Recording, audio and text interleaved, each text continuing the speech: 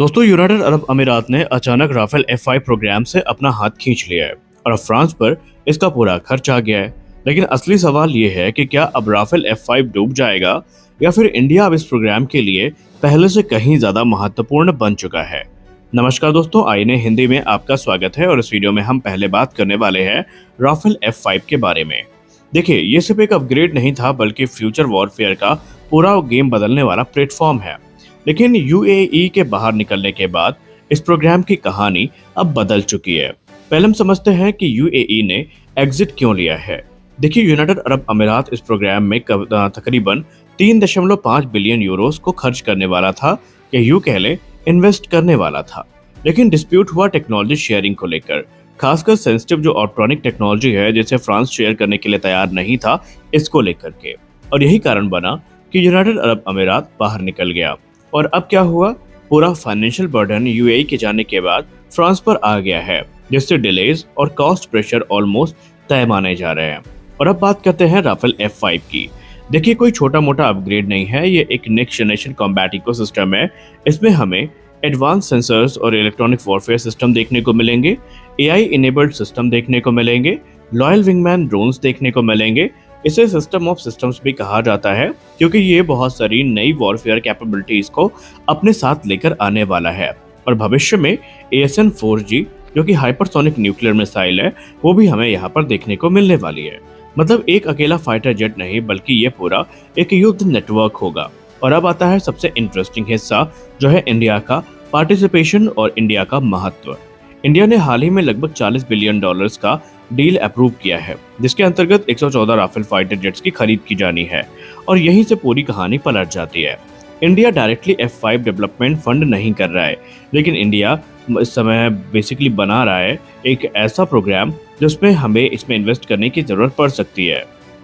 वो प्रोग्राम ये है कि भारत ने कहा कि हम मिक्स्ड फ्लीट को ऑपरेट करेंगे, जहाँ पर इनिशियल जो वेरिएंट होंगे वो राफेल F4 होंगे, लेकिन बाद में हम F5 पे भी जा सकते हैं। और इसीलिए इंडिया बना है इस प्रोग्राम का एक बहुत महत्वपूर्ण कस्टमर। और डिफेंस इंडस्ट्री में एक बात हमेशा याद रखिए, कस्टमर ही प्रोग्राम को जिंदा रखता है। इंडिया के ऑर्डर की वजह से डसाल्ट को लॉन्ग टर्म स्टेबिलिटी मिलती है और प्रोडक्शन लाइन चलती रहती है और F5 डेवलपमेंट जारी रहता है। बेसिकली अगर हम मान लेते हैं कि इंडिया इसको कंफर्म कर देता है पार्टिसिपेशन, तो डसाल्ट के लिए चीज़ें काफ़ी आसान हो जाएंगी। लेकिन सवाल ये है कि इंडिया करेगा क्यों और इंडिया को क्या मिलेगा उसके बाद। देखिए, बिना रिसर्च एंड डेवलपमेंट कॉस्ट दिए भारत फ्यूचर के जो F5 अपग्रेड है उनका एक्सेस पा सकता है, एडवांस टेक्नोलॉजीज का एक्सेस मिल सकता है, ड्रोन इंटीग्रेशन कैपेबिलिटीज बढ़ सकती हैं और लोकल मैन्युफैक्चरिंग को ज़्यादा मदद मिल सकती है। और सबसे खास बात यह है कि इंडिया को कटिंग एज कैपेबिलिटी मिलेगी, वो भी बिना रिस्क के। लेकिन इस पूरी कहानी में एक चीज़ साफ हो जाती है कि आज के डिफेंस वर्ल्ड में बड़े बायर्स ही प्रोग्राम को सस्टेन करते हैं। फ्रांस टेक्नोलॉजी कंट्रोल रखता है, लेकिन इंडिया प्रोग्राम को चलाए रखता है, यानी पावर बैलेंस बदल रहा है। लेकिन एक बात का ध्यान रखिए, भारत भी इस समय फ्रांस से बहुत खुश नजर नहीं आ रहा है। इनिशियली माना गया था इस डील में कि जो फ्रांस है भारत को सोर्स कोड का एक्सेस देगा, और हम ये मान के चल रहे थे कि नेगोशिएशन में आम सहमति बन चुकी है। लेकिन हाल ही में अगर हम एयर पावर एशिया की रिपोर्ट हो गई या दूसरे बड़े संस्थानों की रिपोर्ट की बात करें, तो ये क्लियर कर दिया गया है कि फ्रांस ने क्लियरली भारत को डिनाई कर दिया है सोर्स कोड एक्सेस देने का, जिसके बाद से भारत में भी जो मन मुटाव है वो चल रहा है। और कुछ तबका तो ऐसा है जो क्लियरली फ्रांस के राफेल को छोड़ करके जो Su-57 की सलाह है वो दे रहा है। तो भारत यहाँ पर जरूर सी बात है, अगर F5 में एंट्री करेगा तो भारत अपनी शर्तों के साथ करेगा, न कि फ्रांस के शर्तों के साथ और लिमिटेड एक्सेस के साथ। बाकी देखते हैं भविष्य में क्या होता है।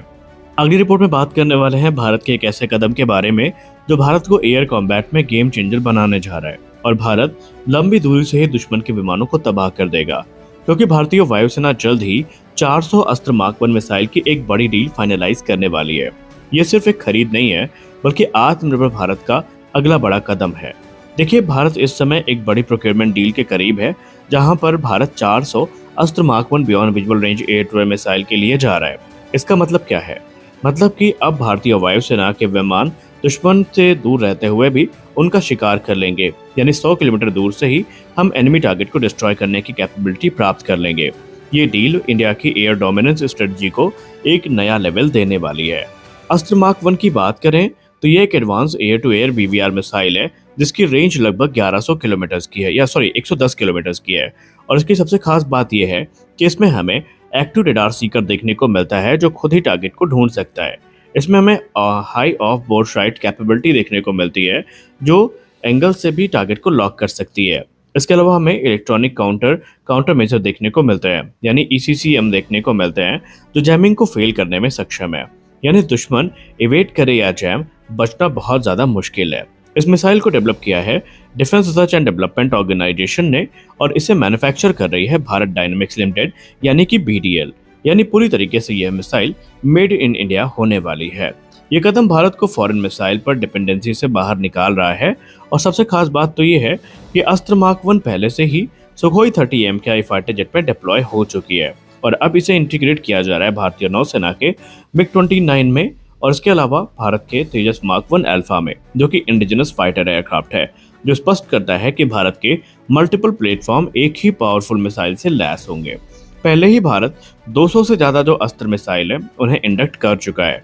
इसके लिए बाकायदा 2022 में 2,971 करोड़ रुपए का जो कॉन्ट्रैक्ट है वो साइन हुआ था, और 2024 में एक अप्रूवल भी मिला था जिसने इस मिसाइल के स्कोप को और बढ़ा दिया है। और अब 400 नए मिसाइल की जो बड़ी डील है, ये दिखाता है कि अस्त्र प्रोग्राम पर भारत का भरोसा लगातार बढ़ता जा रहा है। अब आज के एयर वॉरफेयर में आप ये बात मानेंगे कि वही एयरक्राफ्ट विजेता हो सकता है जो पहले से ही टारगेट को लॉक करेगा, वही जीतेगा। अस्त्र मार्क 1 इंडिया को देगा एक लॉन्ग रेंज एंगेजमेंट एडवांटेज जो बेहतर सर्वाइबिलिटी भी ऑफर करेगा, और इसके अलावा मल्टी टारगेट जो कैपेबिलिटी है ये भी हमें देखने को मिलने वाली है। और सबसे बड़ी बात यह है कि इससे हमें मिलेगी स्ट्रेटेजिक ऑटोनॉमी। अब क्रिटिकल वेपन्स के लिए किसी फॉरेन सप्लायर पर हमें डिपेंड नहीं करना पड़ेगा। अस्त्र मार्क 1 तो बस एक शुरुआत है, आने वाले भविष्य में अस्त्र ER भी देखने को मिलेगी जिसके ट्रायल इसी वर्ष शुरू होने हैं, और उसकी रेंज 160 किलोमीटर तक बढ़ाई जाएगी। उसके बाद हमें अस्त्र मार्क 2 देखने को मिलेगी जो 160 किलोमीटर से 240 किलोमीटर तक मारक क्षमता रखेगी, और अस्त्र मार्क 3 भी 300 किलोमीटर से ज्यादा की मारक क्षमता के साथ देखने को मिलेगी, और वो रैमजेट पावर्ड होगी।